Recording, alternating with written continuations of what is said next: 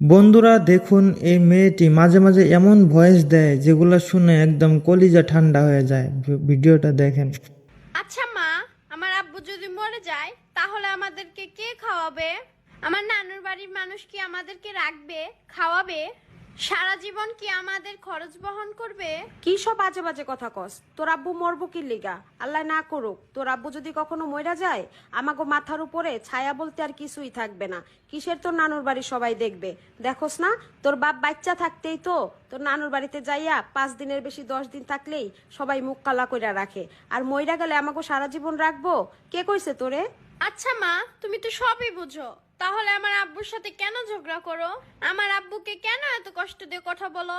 আমার আব্বু প্রবাসী তো অনেক কষ্ট করে, তুমি তো জানো। তারপরে তুমি এইভাবে আঘাত দিয়ে কথা বলো। আমার আব্বু যদি তোমার কথায় কষ্ট পেয়ে স্ট্রোক করে মরে যায়, তখন তো ঠিকই কানবা, কিন্তু তখন আর কান্দা লাভ হইব না। থাকতে মূল্য দাও মা।